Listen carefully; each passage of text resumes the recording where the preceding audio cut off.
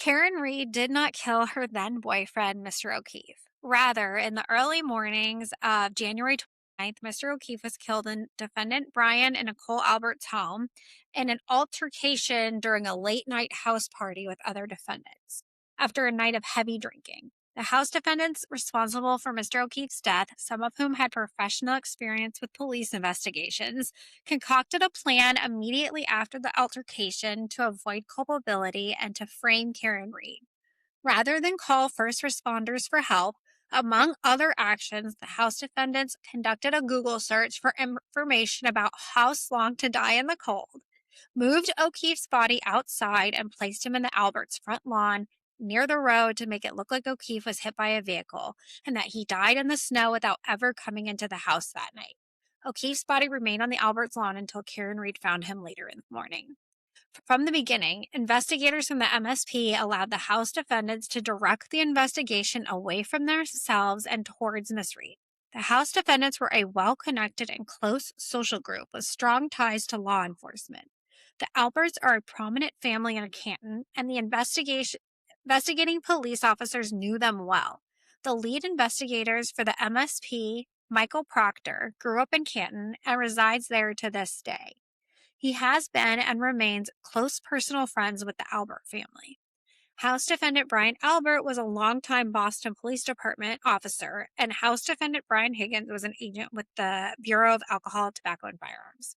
Adhering to the unwritten rule of protecting their own, Proctor and his MSP colleagues intentionally disregarded the obvious and compelling evidence tying the House defendants to O'Keefe's murder. Specifically, O'Keefe's injuries were consistent with a physical altercation.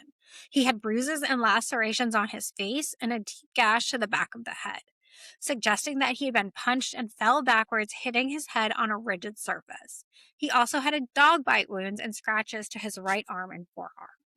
Equally evident, Mr. O'Keefe did not have a single injury consistent with being struck by a vehicle.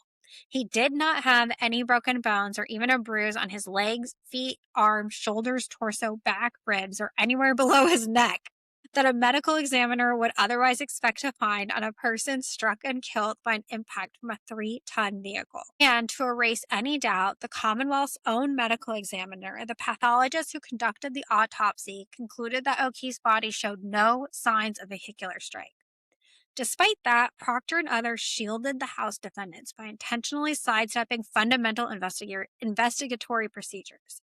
Propelled by the House defendants' false statements, including that O'Keefe never went in the house, Proctor reported in text messages just hours into the investigation that the House defendants weren't going to get, quote, any shit for this because, quote, he's Brian Albert, a Boston cop, and that Proctor was determined to, quote, make the investigation cut and dry by bringing charges against the girl. Indeed, Proctor made his intentions clear in writing. Karen Reed had, quote, zero chance of skating. She's fucked. This pronouncement was a mere 16 hours after O'Keefe's body was discovered on the Alberts lawn, and Proctor had not even walked into the house, let alone investigated the house. So then when I hear that, I'm like, oh wait, I forgot how fucked up all of this is, you know? Yeah, like as you're reading, I'm like, yes. Yeah. I think like maybe she'll have a better chance against like the police cops. officer and Agreed. Proctor and stuff. Yeah. Yeah. Mm-hmm. Especially because Yeah, they it actually is got in so- trouble for what they did. But like, yeah, when you go back and read it, you're like, oh wait, yeah, that's why she's suing. Like, it is an uphill battle, but I get why she's doing it. Totally. Like it is really crazy. All these things happened. Mhm. Plus more. Okay. Right. Yeah. And there's like even more in this that we didn't know about when I was reading it, and I was like screenshotting you. Okay.